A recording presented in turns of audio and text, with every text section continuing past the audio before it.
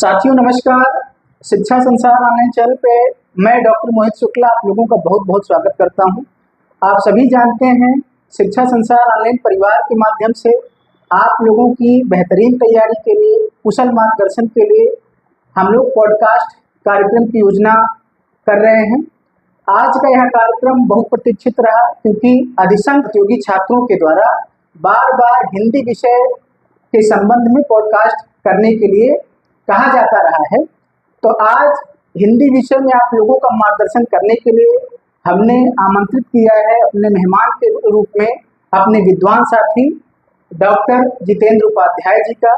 Doctor Jitendra Upadhyay ji के संबंध में हम आपको संक्षिप्त रूप में बता दें कि आप बतौर हिंदी टीजीटी के रूप में कार्यरत हैं।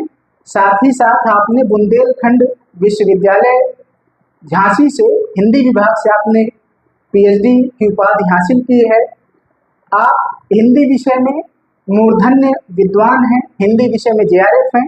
तो आपकी तो किसी परिचय का मोहताज नहीं है। आपका बहुत बहुत स्वागत है। धन्यवाद जितेंद्र सर जी।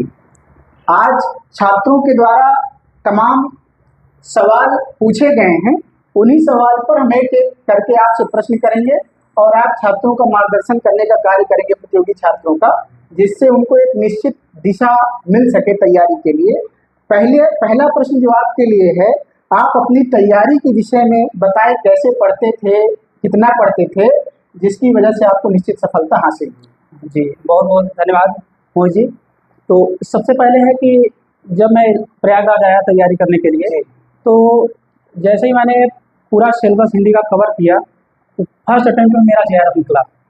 तो निश्चित एक स्ट्रेटजी बना करके परीक्षा नेट जेआरएफ टीजीटी पीजीटी आप निकाल सकते हैं। तो शुरुआत से ही जैसे सुबह से पढ़ाई का जो कार्यक्रम है वो शुरू हो जाता है जी। और आप समझिए एक निश्चित आप स्ट्रेटजी बना करके धीरे धीरे पढ़ते पढ़ते तो 3 से 4 महीने में एक बढ़िया तैयारी हो जाती है आपकी। जी जी। तो एक निश्चित रूटीन था, उसी के तहत तैयारी हुई और फिर पहले अटेम्प्ट में हमारा जेआरएफ हुआ 2014 में। जी जी। कितने घंटे पढ़ाई करते थे आप? मान चलिए सुबह उठने से और रात में सोने के बीच में जी हम पूरा पढ़ाई और बीच का जो समय रहता था, तो कहने का मतलब है कि अच्छी जो तैयारी है वो लगभग 8 घंटे में आपकी हो जाती है। 8 तो घंटे मान चलिए, 8 से 10 घंटे। 7-8 घंटे की तैयारी में आपने फर्स्ट अटेम्प्ट में जेआरएफ क्वालिफाई किया जी और आपने पहले प्रयास में जो है टीजीटी एग्जाम को भी क्वालिफाई किया। जी जी। आप जो भी हमारे श्रोता हैं जो आपको देख रहे हैं, उनको आप हिंदी विषय में कौन सी किताबों का आपने अध्ययन किया जिससे आप जेआरएफ भी हो गए और आपका टीजीटी क्वालिफाई भी हो गया? तो आप बुक लिस्ट बताएं हमारे देखने वालों को। तो जैसे आप हिंदी का जो पूरा कोर्स देखेंगे वो कई चरणों में विभाजित है। जैसे जी। व्याकरण है, काव्यशास्त्र है, भाषा विज्ञान है, हिंदी साहित्य है, गद्य का, पद्य का। जी इसके बाद संस्कृत साहित्य है, संस्कृत व्याकरण है। जी। तो अलग अलग पार्ट की अलग अलग किताबें जो है मार्केट में उपलब्ध हैं, उनको जी। अच्छी पढ़ के आप अच्छे से निकाल सकते हैं। जैसे कि आप हिंदी साहित्य का इतिहास देखेंगे तो आचार्य रामचंद्र शुक्ल का, डॉक्टर नगेंद्र का, जी रामचंद्र चतुर्वेदी का हिंदी साहित्य संरचना का विकास, जी और बच्चन सिंह का जी। दूसरा हिंदी साहित्य का दूसरा इतिहास। जी। तो ये साहित्य के लिए बहुत पर्याप्त है। जी। और काव्यशास्त्र के लिए बात करेंगे तो भगीरथ मिश्र का भारतीय पाश्चात्य काव्यशास्त्र और वाईपी सिंह का भी भारतीय पाश्चात्य काव्यशास्त्र बहुत अच्छा है। जी। तो और भाषा विज्ञान की के लिए अगर बात करेंगे तो हरदेव बाहरी का सबसे बेस्ट माना जाता है। जी। तो उनको पढ़ करके आप, और परिचयात्मक जैसे आप बाबूराम सक्सेना का संस्कृत साहित्य ले सकते हैं, उसमें से परिचयात्मक संस्कृत साहित्य का और व्याकरण का आपको आपकी अच्छी तैयारी हो जाती है। जी। इसके साथ ही साथ मार्केट में बहुत ही गाइड भी उपलब्ध है जो जिनका सहारा लेकर के आप उस सब्जेक्ट को बहुत अच्छे से तैयार कर सकते हैं। जैसे गोविंद पांडे हैं, उनकी बुक है प्रतियोगिता साहित्य सीरीज है। ये भी पुस्तक बहुत ही उपयोगी है। तो इन किताबों का सहारा लेकर के हमने जो है आपने तैयारी निकाला। संक्षेप रूप में 2-4 मूल पुस्तकों का नाम आपने सुझाया है, जैसे रामचंद्र शुक्ल, बच्चन सिंह, रामस्वरूप चतुर्वेदी। इन पुस्तकों का अगर आप अध्ययन करेंगे, साथ ही साथ व्याकरण में वासुदेव नंदन प्रसाद की पुस्तक जो एनसीईआरटी पर आधारित है, हरदेव बाहरी में लिस्टिंग, पर्यायवाची, विलोम, मुहावरा, ये सब चीजें आप हरदेव बाहरी से देख सकते हैं। पृथ्वीनाथ पांडे के भी आप साथ में अगर चाहें तो देख सकते हैं। इन पुस्तकों में से कोई 2 किताब आपको वासुदेव नंदन प्रसाद के साथ आप पृथ्वीनाथ पांडे को भी ले सकते हैं, कार्य बारी को भी आप ले सकते हैं। साथ ही साथ संस्कृत जो व्याकरण वाला पोर्शन है उसमें मुझे लग रहा है कि इंटर में जो संस्कृत है कल्पद्रुम का पे पुस्तक चलती है यूपी बोर्ड में, अगर उसको ले लेंगे तो वो भी बेहतर कार्य करती है। अगला प्रश्न आपसे पूछेंगे, क्योंकि हिंदी साहित्य की बातचीत चल रही है तो रचनाओं को याद करना एक कठिन चुनौती होती है। बार बार याद करते हैं, बार बार भूल जाता है और एग्जाम आते आते लगता है कि सब भूल गया है। तो रचनाओं को याद करने का कोई ट्रिक या कोई इस तरह का अगर आप जो है सुझाएं। ट्रिक काम करती है तभी जब आप मेहनत करते हैं। एक तो आप अच्छे से विषय तैयार करिए, फिर आप अपने दिमाग से अपनी सूक्तियां कुछ बनाइए जो ट्रिक के रूप में हो और उनको तैयार करिए। जैसे अब तार सप्तक है 1943 का, तो हमने एक बनाया था प्रभाने अभिराम, 7 प्रभाकर ना एकदम से लगा हुआ है सातों का, प्रभाकर माचवे, नेमचंद जैन ना, भारभूषण अग्रवाल, बिल्कुल, तो गिरजा कुमार माथुर। तो इस तरह से पूरा सातों का जब आप देखेंगे है एक क्रम से, तो ऐसी आप अपना सूक्ति बनाइए जो कि आपको अच्छे से तैयार रहेगा। दूसरे की सूक्तियां रखने से वो स्लिप कर जाता है। बिल्कुल सही है भाई, कि आपको अपना मेथड अपना इस्तेमाल करना है। आप अंग्रेजी में कोड भाषा में उसको बनाएंगे या हिंदी में आपको जो भी सरल और सहज दिखे उस हिसाब से आप ट्रिक बना करके कोई संगीत के रूप में किसी रूप में आप याद करना चाहिए, आपको तैयार हो ट्रिक आप तैयार करके तैयार कर सकते हैं।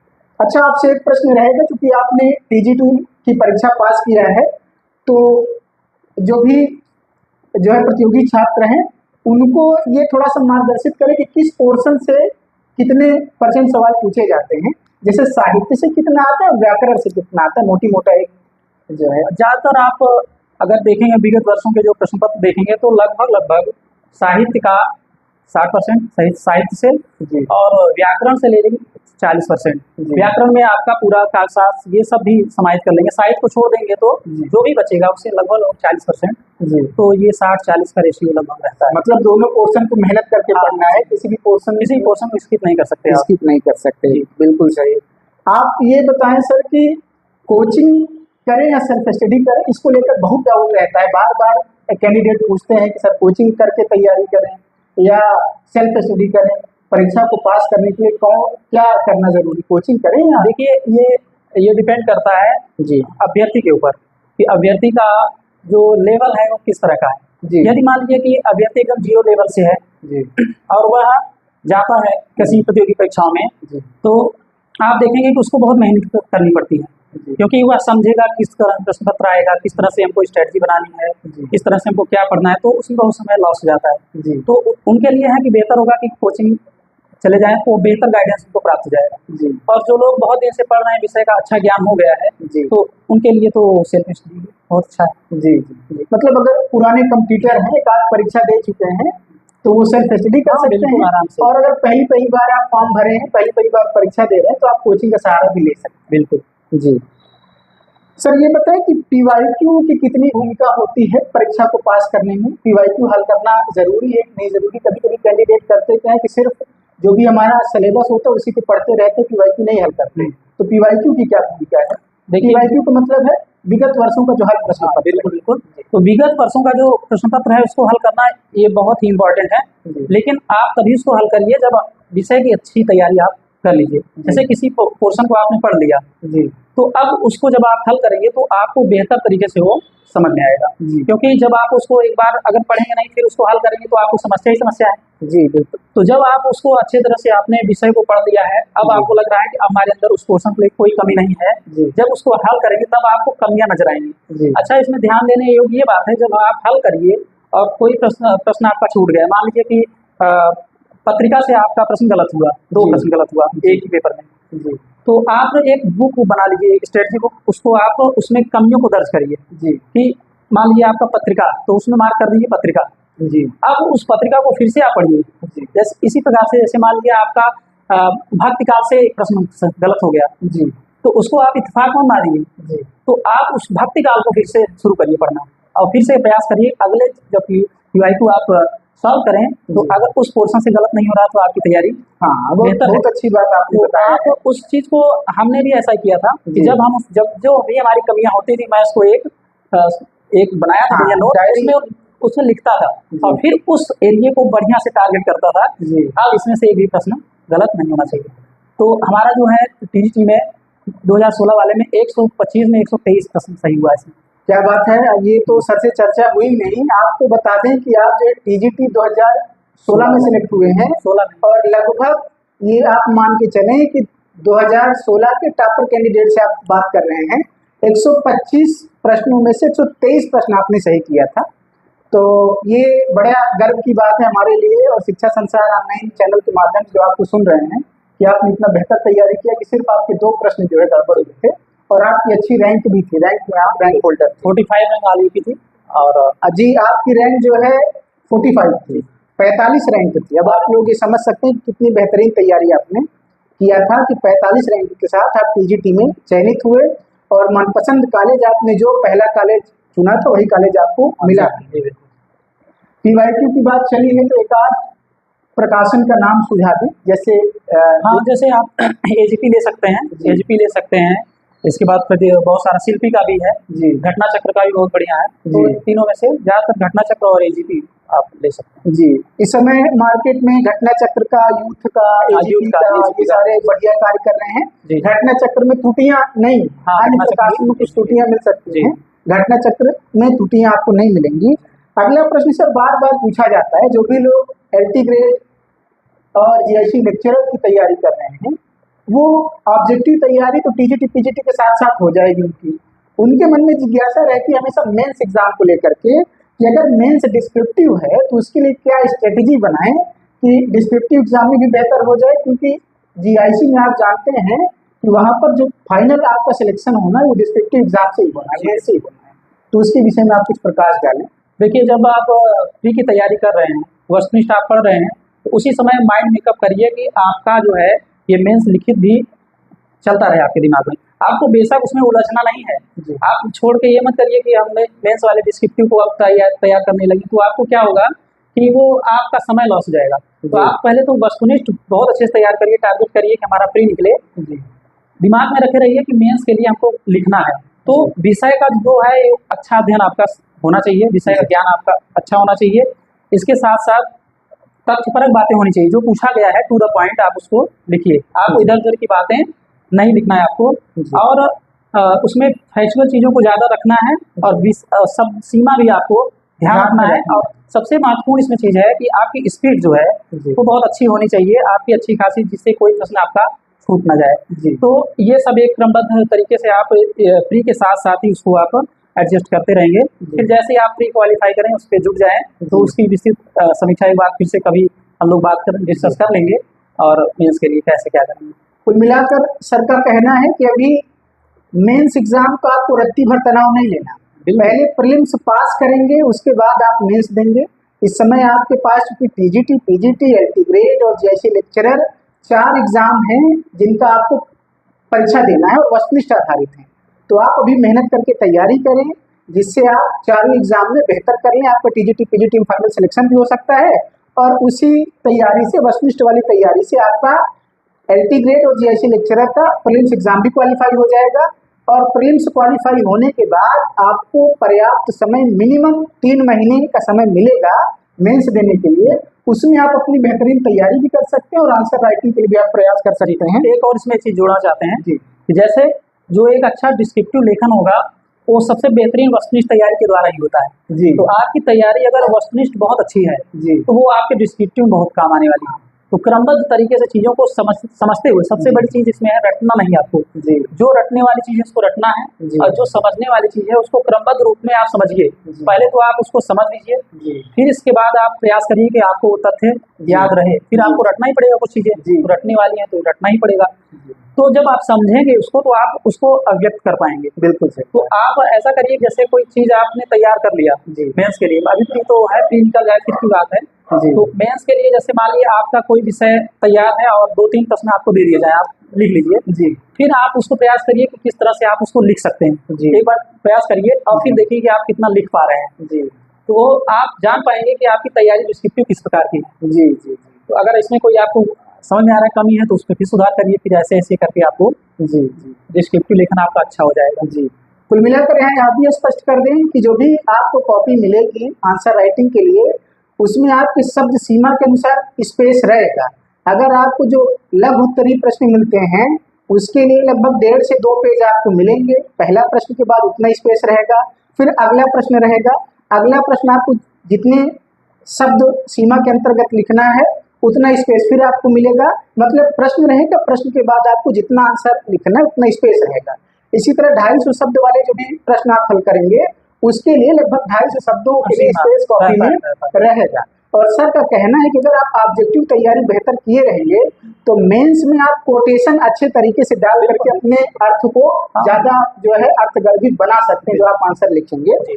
सर अगला सवाल आपसे है कि अब चूंकि तैयारी के लिए कम समय बचा है, कुछ लोग पीजीटी की तैयारी कर रहे होंगे, उसका एग्जाम अक्टूबर में है, टीजीटी का एग्जाम दिसंबर में प्रस्तावित है, तो उतना समय रहा नहीं कि हम बहुत सारे पुस्तकों को पढ़ें या 4-5 महीना हमारे पास है पूरा तैयारी के लिए।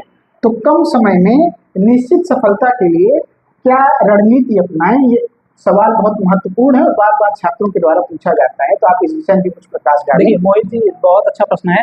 ये जैसे ऐसे कुछ अभ्यर्थी हैं या तो प्रतियोगी हैं कि वो उनके पास बहुत कम समय रहता है किसी कारणवश, और बहुत लेट वो जान पाते हैं कि अब हमें निकालना है और हमको निकालना चाहिए। तो ऐसे लोगों के लिए हमें क्या करना चाहिए, वो एक उनके लिए प्रश्न, बहुत बड़ा प्रश्न, चैलेंज है। तो ऐसे लोगों के लिए सबसे बेहतर है कि जो मार्केट में आपकी बहुत सारी गाइड उपलब्ध है उनका सहारा लेकर के बहुत कम समय में आप तैयारी कर सकते हैं। हमने 2-3 गाइड्स का नाम भी बताया, जैसे प्रतियोगिता साइज सीरीज है उपलब्ध है, तो वो बहुत सहायक है। और गोविंद पांडे, सरस्वती पांडे, ये भी पुस्तक बहुत, साथ ही उमेश तिवारी की पुस्तक सूचना पर बहुत इम्पोर्टेंट है ना।